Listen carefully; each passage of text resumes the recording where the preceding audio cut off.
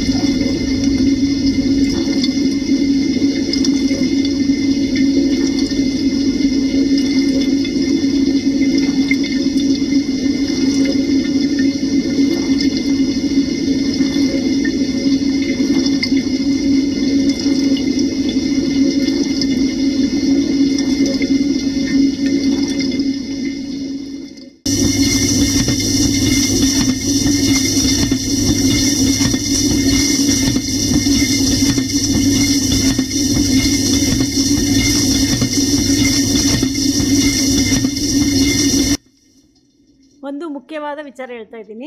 ಈ ವಿಡಿಯೋನ ದಯವಿಟ್ಟು ಯಾರು ಟ್ರೈ ಮಾಡೋಕ್ಕೆ ಹೋಗಬೇಡಿ. ನಾವು ಸ್ಪೆಷಲ್ ಪ್ರಿಕಾಷನ್ ತಗೊಂಡು ಈ ವಿಡಿಯೋ ಮಾಡಿದ್ದೀವಿ. ಇದೇನಪ್ಪ ಎಷ್ಟೊಂದು ನೀರು ಹೋಗ್ತಿದೆ ಅಂತ ನೀವು ಅನ್ಕೋಬೋದು. ದಯವಿಟ್ಟು ಹಂಗೆ ಅನ್ಕೋಬೇಡಿ.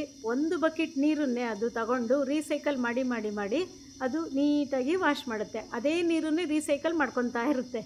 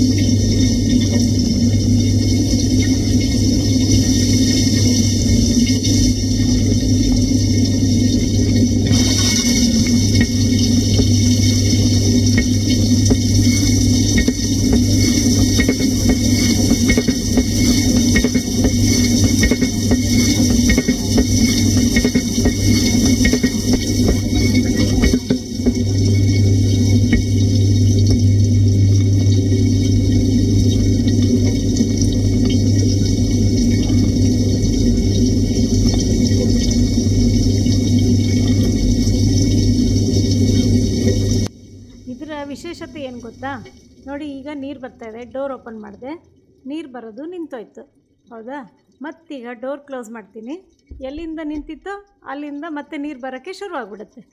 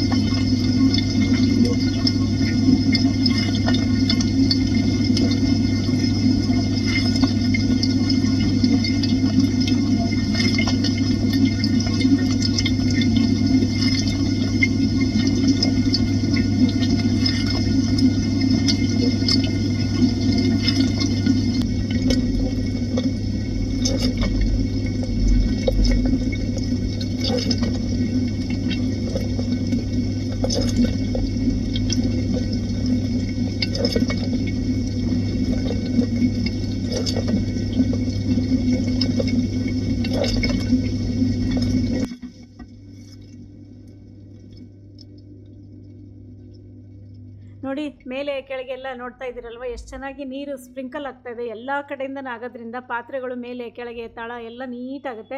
ಸೋಪಿನವರೇ ನೀವೆಲ್ಲ ನೋಡ್ತಾ ಇರ್ಬೋದು, ಇದೆಲ್ಲ ಪಾತ್ರೆಗಳು ತೊಳೆದಿರೋದು ನೀಟಾಗಿ ಎಲ್ಲ ಕೆಳಗೆ ಹೋಗ್ತಾ ಇದೆ, ನೋಡ್ತಾ ಇದ್ದೀರಲ್ವ. ಈ ಪಾತ್ರೆ ತೊಳೆಯುವ ಯಂತ್ರದ ಒಳಗೆ ಹೆಂಗೆ ಕೆಲಸ ಮಾಡುತ್ತೆ ಅಂತೆಲ್ಲ ನೀವು ನೋಡ್ಕೊಂಡ್ರಲ್ವ. ನೋಡಿ ಆಯ್ತು, ಈಗ 0 ಬಂತು. ನೀವು ಫುಲ್ ವಿಡಿಯೋ ನೋಡಿದ್ರಲ್ವಾ, ನಿಮ್ಗೆ ಹೆಂಗೆ ಅನ್ನಿಸ್ತು?